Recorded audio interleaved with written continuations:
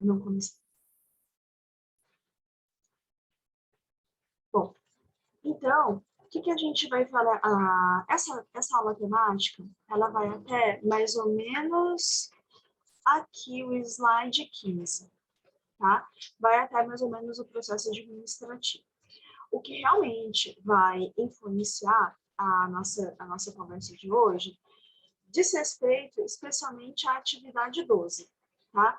A atividade 12, a gente vai falar sobre vantagens competitivas, e no final das contas, vantagens competitivas é um ponto central da nossa conversa de hoje, tá? Então, em termos práticos, o que a gente vê aqui nessa nossa conversa da nossa semana?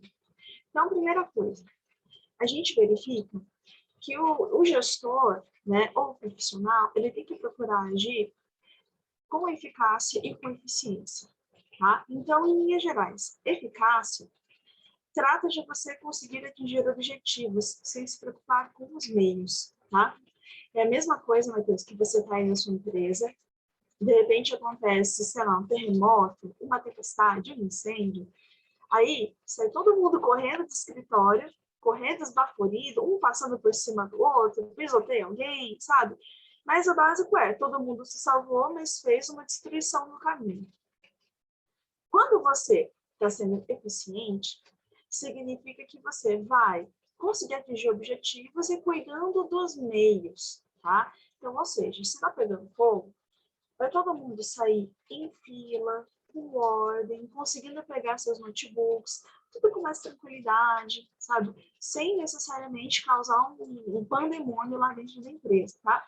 E o administrador, né, o melhor profissional, é aquela pessoa que consegue ser eficaz e eficiente, tá? Então, até aqui, sem grandes novidades, aí, sem tanta coisa absurda, né? E aí, qual é o ponto central da nossa aula? É a gente conversar sobre vantagens competitivas. Então, vantagens competitivas nada mais são do que elementos de diferenciação, ou seja, o que você tem de diferente do seu concorrente, tá? Então, de quais diferentes formas, quais diferentes medidas, aquilo que você traz agrega mais valor. Então, aí vamos colocar algumas coisas um pouco mais claras, Matheus. Quando a gente está falando de valor, a gente não está falando de preço, tá? Preço é uma coisa, valor é outra. Quando a gente está falando de valor, a gente está falando de atributos que você tem que são valorizados, tá? O que te torna único, o que te torna especial. Então, por exemplo, Matheus, você agora está trabalhando numa fábrica de sucos muito conhecidas, tá? Existem inúmeros concorrentes da empresa que você atua, tá? Então, tem a Del Valle, tem a Tial, tem aí várias outras marcas. Ainda assim, por que é que o público prefere comprar suco da Maguari e não suco dessas outras marcas? Você tem alguma ideia do porquê? Já conversaram a respeito disso com você aí? Não. Então, o motivo pelo qual as pessoas... E aí, olha só, e suco, Matheus, é uma commodity, ou seja, maracujá tem gosto de maracujá em todo lugar do país. Caju tem gosto de caju e cheiro de caju em todos os lugares do país. Ainda assim, a Maguari, ela, se não é a líder do mercado, ela é uma das, né? E se trata de um mercado que tem muito concorrente. Por que as pessoas preferem comprar Maguari e não preferem comprar de outra marca? Por que isso? Porque o cliente vê valor. A Maguari investe em propaganda desde sempre, tá? É uma marca extremamente tradicional, é uma marca que tem muita parceria com lojistas. Então, quando você entra no supermercado, a marca Maguari está na altura dos olhos na gôndola. Então, ou seja, é a primeira marca que a pessoa vê, né? Então, é um conjunto de qualidades que o produto tem que fazem com que o consumidor prefira comprar da Maguari, ainda que a Maguari não seja a marca mais barata no mercado. Um outro exemplo, Matheus, é quando a gente está falando de sabão em pó, por exemplo, o sabão em pó Omo. O Omo é um sabão em pó que já fizeram um teste cego, e ele tem, basicamente, o mesmo poder de limpeza que outras marcas, que Ariel, que Brilhante, que outras tantas marcas. Ainda assim, por que a família prefere levar Omo? Porque a família vê valor naquele produto. A Omo tem uma marca conhecida, ela investe muito em propaganda, tá? Então, ainda que o benefício oferecido seja exatamente igual a qualquer outro sabão, o cliente vê valor. E a Omo, ela desenvolveu uma vantagem competitiva única. Que vantagem é essa? A Omo sabe que o produto dela tem o mesmo poder de limpeza que até mesmo marcas mais baratinhas. Tixan IP, Brilhante, Ariel, né? Todas as marcas oferecem mais ou menos a mesma coisa. Mas, o que a Omo percebeu? Que o público dela gosta de cheiro. Então, a Omo, ela investe em cheiro. Então, qual que é o diferencial da Omo, no final das contas? Ter um cheiro maravilhoso, tá? Então, o cheiro que a Omo deixa no produto é o seu diferencial competitivo, é a sua vantagem competitiva, tá? Então, depois de tudo isso que eu falei, Matheus, você consegue pensar em alguma vantagem competitiva que a Maguari tenha? Então, vantagem competitiva é diferencial. Que diferencial a Maguari tem? Uai, na variedade, tipo, de produtos. O cheiro também. Isso aí. Ó, variedade é uma coisa bacana, Matheus? É, mas não é diferente de outras marcas, tá? Qual que Entendi. é a grande vantagem da Maguari? E eu posso estar enganado, tá? Você pode conversar isso depois com seu supervisor de estágio, com outras pessoas que estão aí mais tempo. No meu entender, primeiro, marca, a Maguari, ela é muito tradicional nesse segmento, né? Então, por ela ser muito tradicional, ela é muito conhecida. Quando fala de suco, as pessoas vão lembrar de ou Del Valle ou Maguari. Inclusive, arrisco dizer que a Del Valle é a principal concorrente da Maguari, tá? E segundo, a Maguari, ela tem um relacionamento muito bom com os varejistas e atacadistas. Então, você pode ir no mercadinho, o que for, você vai encontrar produto da Maguari. Porque, claramente, a Maguari tem um relacionamento muito bacana com esses fornecedores. Então, o dia Entendi. que a Maguari parar de investir em propaganda e ela começar a ter problema com logística, Carrefour, Pão de Açúcar, o dia que ela abandonar essa questão do relacionamento com o cliente, ela vai ter problemas, tá? Então, eu arrisco dizer também que essas sejam as maiores áreas, né, da Maguari. Então, ó, vantagem competitiva é o grande objetivo, tanto da pessoa quanto da empresa. Matheus, você consegue me dizer quantos colegas hoje estão estudando com você? Quantos colegas tem na sua turma atualmente? Eu acho que são 9. Quantos começaram o curso? 15. Oi? 15. 15. Então, ó, 6 ficaram pelo caminho. Olha só, você tá com outros 9 colegas, vocês 9 têm mais ou menos o mesmo perfil, mais ou menos a mesma idade, mais ou menos o mesmo grau de inglês, mais ou menos o mesmo grau de Office. Vocês todos são, na verdade, bastante parecidos, tá? Então, o que vocês estão disputando agora? Criar diferenciais, tá? Porque a base zero, ou seja, o V0 de vocês é mais ou menos a mesma coisa. Mesmo nível de inglês, mesmo nível de Office, mesma graduação. O que vocês agora estão fazendo? E você está fazendo aí no seu estágio? Vocês estão querendo ter coisas diferentes nos currículos de vocês para que vocês se diferenciem no mercado, tá? Acontece com você e acontece também comigo. Comigo ainda é pior, tá? Por semestre se formam 20 mil administradores no Brasil que são formados, tá? Por semestre. Cada um desses 20 mil está querendo se tornar diferente, ter diferenciais, ter um perfil valorizado pelo mercado, porque ou faz isso ou está fora. Tá? Então, o grande objetivo de muitos profissionais e muitas empresas não só é ter vantagem competitiva, né? Como quem não tem obter vantagem competitiva. Então, porque Matheus, você mudou de cidade, sabe? Você está batalhando, está fazendo disciplina, né? Inclusive, diga-se de passagem, você é um menino tão atento, né? E tão sagaz que você foi lembrar a professora cretina aqui que, o site caiu.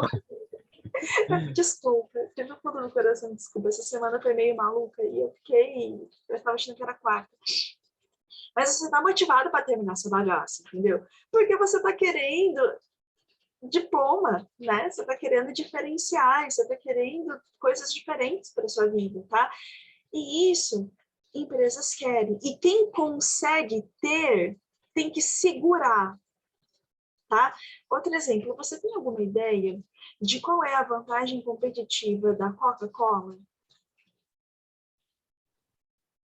Acho que é propaganda, né? Da família, essas coisas assim. Tempo de Natal, essas coisas. Matheus, precisamente. A empresa, ela geralmente tem uma grande vantagem competitiva. As maiores, né, as melhores, as consolidadas, elas batalham para ter mais de uma. A Coca-Cola tem duas. Uma você citou, tá? Sem dúvida, marca. Olha só, fizeram um exercício muito curioso, tá? Isso foi um estudo de caso publicado pela Harvard. Achando, eu coloco lá no grupo. O pessoal fez um exercício intelectual maluco, tá? Que exercício era esse? Imaginar que a Coca-Cola fosse exterminada do planeta Terra. Então, vamos supor que viessem aliens aqui para o Brasil, para o mundo, e eles tivessem um alvo específico, acabar com a Coca-Cola. Então, eles iriam destruir todas as distribuidoras, todas as fábricas, todas as envasadoras, iriam destruir tudo, tá? Não ia sobrar nada. E daí, depois dessa destruição, eles pirulitassem e fossem embora, tá? A Coca-Cola não ia ter mais nada. Ela ia conseguir se reerguer? Ela ia, pela força do nome da marca. A marca Coca-Cola é tão consolidada, ela está tão enraizada na população que a Coca-Cola ia se restabelecer, ia se reerguer com relativa tranquilidade. Ela ia conseguir empréstimos, tudo pelo nome da marca. Segunda coisa, eu falei para você que as maiores empresas mais consolidadas geralmente têm mais de uma vantagem competitiva, tá? Segunda coisa que a Coca-Cola tem, e isso talvez não tenha te ocorrido, mas você sabe, é a força da distribuição. Matheus, você pode ir para uma biboca no fim do mundo, você vai achar cigarro da Souza Cruz e Coca-Cola. Você já foi para algum lugar bem pequenininho, uma cidade bem pequenininha, que só tem ali um botequinho? Já foi para um vilarejo desses? Tem a coquinha gelada lá. Oi? E tem a coca gelada E lá. tem a Coca gelada e tem Souza Cruz. Essas duas empresas, Souza Cruz e Coca-Cola, elas têm, aliás, é muito comum que empresas façam parcerias por causa disso, tá? Coca-Cola e cigarro é aquele tipo de coisa que se a pessoa pensar duas vezes, ela não compra. Por isso, tem que ter lá, geladinho, gostosinho, à disposição das pessoas, tá? Então, a Coca-Cola tem nome de marca e ela tem potencial de distribuição. E aí, deixa eu falar uma fofoca para você. A Coca-Cola, ela conquistou, na verdade, o seu nome, a sua grife, graças à guerra, tá? Na Segunda Guerra Mundial, a Coca-Cola, ela fez um convênio com o governo norte-americano, então a Coca-Cola fornecia Coca-Cola para os soldados no fronte. Então, os aviões militares levavam, além de gente, Coca-Cola, tá? Então, por isso, o cara estava no Vietnã, estava na Itália, estava na Alemanha, tinha Coca-Cola. Então, a Coca-Cola se expandiu muito, na verdade, com as guerras em que os Estados Unidos se envolveram. Isso vale também para a Guerra da Coreia, para a Guerra do Iraque, Afeganistão, todas as grandes guerras tinha Coca-Cola, tá? Então, olha só, pessoas querem ter pelo menos uma vantagem competitiva, tá? Preferencialmente, mais de uma. Só que o que é importante, Matheus, é que você tenha a noção de pelo menos uma vantagem competitiva que você tem. Uma coisa que te torne único, uma coisa que te diferencie, tá? Quando você tem esse algo a mais, o que vai acontecer? O seu cliente vê valor, ele prefere comprar de você. Ainda que você cobre um pouco mais caro, ele vai preferir comprar de você. Quer um exemplo? Né? Vamos falar agora, de novo, de refrigerantes. Quem gosta de Coca-Cola, cara, não vai comprar Pepsi, não vai comprar Pop-Cola, né? Então, ainda que a Coca-Cola seja mais cara do que as outras marcas, a pessoa quer Coca-Cola, vai comprar Coca-Cola e dane-se, tá? É isso que a pessoa quer. Ela quer Coca e acabou, né? Não tem conversa. Então, é isso que a gente está falando quando a gente está dizendo que vantagem competitiva é uma coisa importante, tá? A pessoa prefere. Mesma coisa, vamos falar agora de carros. Existem pessoas que gostam muito de algumas marcas de carro. Na minha família, né, eu sou de descendência oriental, minha família gosta muito de carro da Honda, muito mesmo. Então, eu tenho tios que, assim, não compram carro se não for da Honda. Te juro. Anda com o carro até as rodas caírem de tão velho que o carro fica. Só que não compra carro de outra marca. E é isso, né? Então, quando a empresa tem vantagem competitiva, ou a pessoa tem vantagem competitiva, ela também fideliza mais, tá? Então, por isso, você agora está querendo construir vantagens competitivas, né? Ou então, pelo menos, está querendo descobrir que vantagens você tem, né? E aí, uma coisa que eu te digo, Matheus, também. Vantagem competitiva que você tem está relacionada, na verdade, com seus pontos fortes. Por que isso? Porque, vamos supor, tá, eu vou usar um exemplo próprio. Exemplos próprios são ruins, mas para esse caso vai servir. Eu sou de humanas, tá? Já comentei isso com você. Eu fiz administração, mais da metade da matriz do meu curso é exata. Eu passei bem, mas meu coração bate mais forte com disciplinas de natureza humana, sabe? Comportamento organizacional, estratégias, são áreas essencialmente humanas, tá?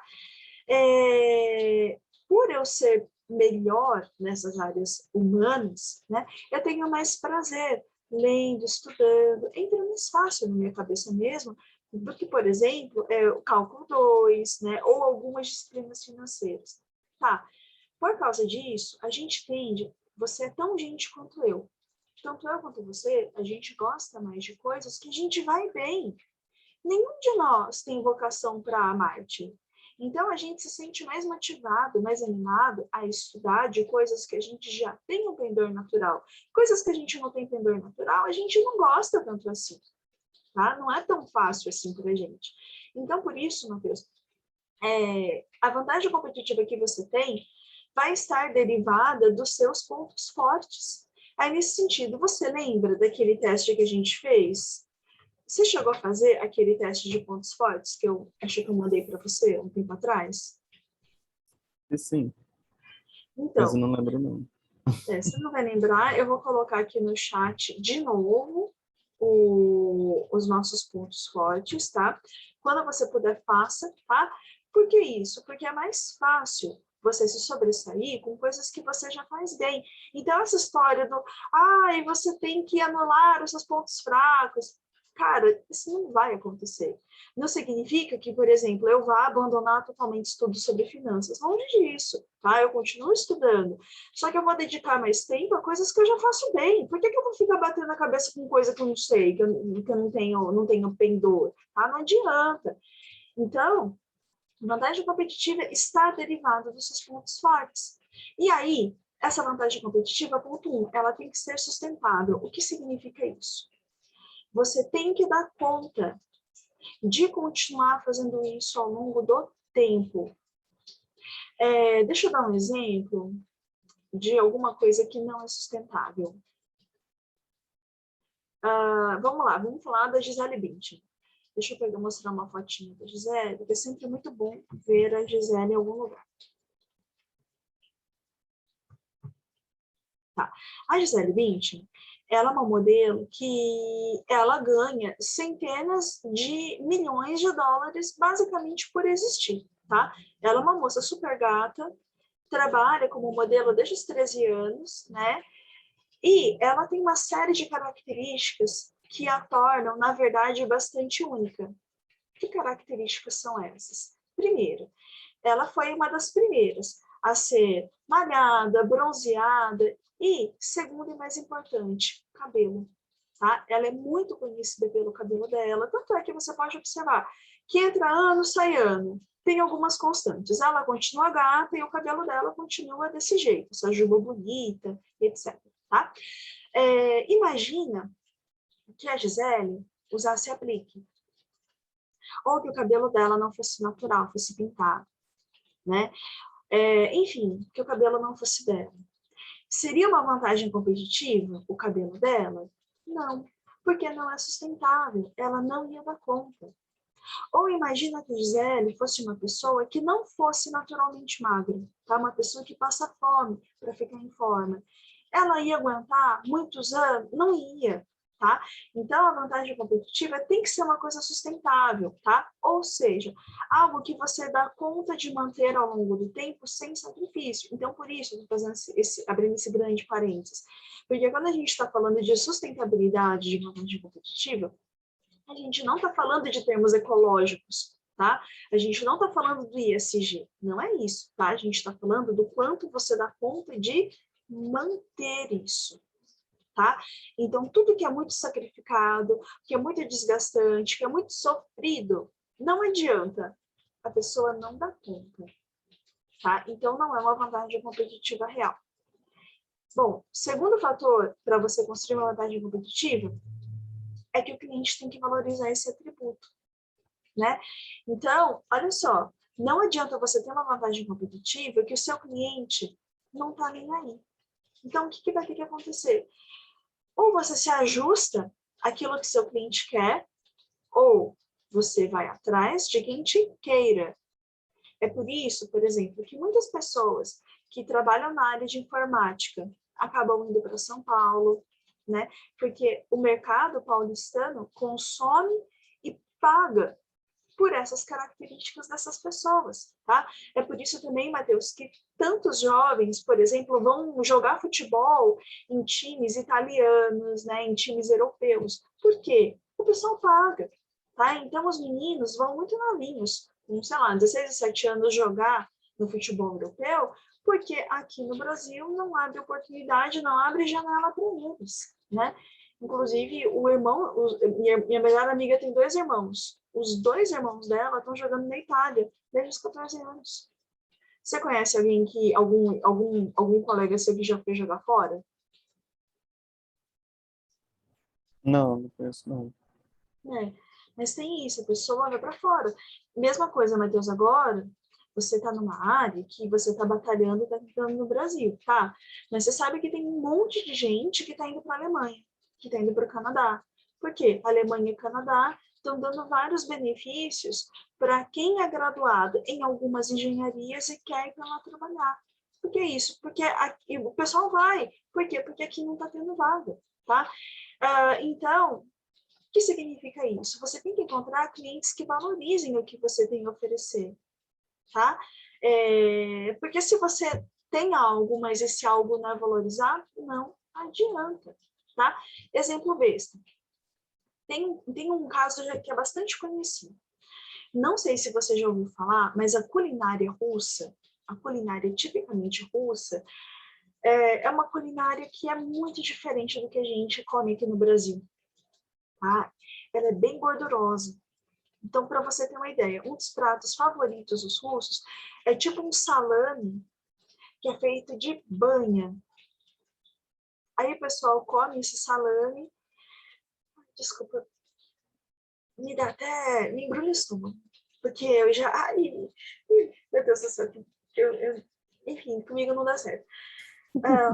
É sério, o pessoal corta aquele salame e come com pão, e adoro, mas assim, eu sei que é um prato cultural, tudo. E aí, um caso famoso foi de um rapaz de descendência russa que foi montar um restaurante russo na praia no Rio de Janeiro. Matheus, olha para minha fuça. Cara, no Rio de Janeiro, é o país do açaí. É o país do açaí, do suco natural, do sanduíche natural, da salada, do grelhado. O cara alugou um espaço na praia de Ipanema. Matheus, cara, você consegue imaginar aquele povo saradaço, que acorda às 5 da manhã, anda de bicicleta, toma suco verde, comer... Ai, meu Deus do céu, comendo... Desculpa. Ai, comendo essas comidas. Tem um prato russo que é tradicional, Matheus, que é uma pata de urso. É sério, uma pata de urso, pum, corta, coitado do urso. Faz um tipo de cozimento que a pata de urso é servida com pelo e tudo. Ai, meu Deus. Enfim, é um prato típico. Mas é óbvio que não deu certo, tá? Por quê? Porque não estava ajustado à realidade local, cara. Então, assim, não adianta. Para você ter uma vantagem competitiva, você tem que ter algo sustentável, algo valorizado, e o cliente tem que estar disposto a pagar algo a mais por esse atributo, porque se não tá, beijos, não adianta, tá? Então, por exemplo, em São Paulo, tem um restaurante que se chama Figueira Rubaiá. Deixa eu te mostrar para você. É um restaurante lindíssimo e que tem esse nome porque o restaurante foi construído em volta de uma figueira, tá? Ó, ele é lindo, lindo, lindo, lindo, lindo, Matheus, lindo. Um dia, sério mesmo, tendo a chance, procura conhecer. Tem pratos maravilhosos, sabe? É muito legal. Qual que é o senão da Figueira Rubaiá? É o preço, tá? Figueira Rubaiá, ele tem um cardápio que ele é bastante fino, né? Bastante sofisticado, ele é bem gostoso mesmo, tá? Mas eu tô chutando, tá? Eu não sei quanto estaria hoje. Mas você pedir um prato de uma comida qualquer, uma sobremesa e pedir uma taça de vinho, quanto você acha que dá a conta por pessoa? Lembrando que os pratos são individuais. Quanto você acha que daria? Pelo jeito que você falou, acho que uns 200. Você tá sentado, né? Aham. Quinhentão. Quinhentão. Quanto? Quinhentão. Caramba. Caramba. Por isso, é um restaurante que, assim, você vai em ocasião... Ou você é turista e você tá querendo conhecer tudo, né? Ou você é bem rico e mora em São Paulo mesmo. Ou você vai pedir alguém em casamento lá, tá? Então, por isso, assim, tipo, sei lá, você tá namorando uma pessoa. Você leva a pessoa lá para Figueira Rubaiá. Meu, assim, para pessoas normais, tipo eu, tipo você, sei lá, se alguém me levasse lá, eu já ia achar que ia ser pedido em casamento. Porque é muito caro. E o lugar é lindo. Lindo, lindo, lindo, lindo, lindo de morrer. E só para constar, eu comi uma sobremesa lá. E a sobremesa me custou R$ 90. Mas enfim, muito gostosa, mas R$ 90, cara. A sobremesa tem que conversar comigo. Enfim, não conversar comigo, porque eu já lembro da pata de urso. Ai, enfim, você entendeu? Só que assim, por que é que as pessoas frequentam Figueira Rubaiá? Por que é que você, mesmo sendo tão caro, você tem que fazer reserva? Porque vive cheio. Porque Matheus de Figueira, ele descobriu uma coisa muito incrível, que tem clientes dispostos a pagarem por isso, tá? Mas aí o que ele fez, né? Ele construiu um restaurante lindo, investe em marketing, descobriu um nicho de clientes, ou turistas, ou gente rica, ou gente que não é rica, mas vai casar, alguma coisa especial, vai lá e chama, tá? Por esses fatores, o cliente paga, entendeu? Então, você tem que pensar o seguinte, se o cliente está disposto a pagar aquilo que você oferece, e aí, eu vou te dar um outro exemplo de um conhecido meu. Esse menino que eu vou mostrar aqui no vídeo, ele é da minha cidade natal e ele é amigo de infância do meu irmão. Tá? O nome dele é Gabriel, ele é chefe, faz comidas assim super requintadas, o menino é uma gracinha, tá? Uma gracinha mesmo. E ele tem em São Paulo há muito tempo. Por que ele está em São Paulo há muito tempo?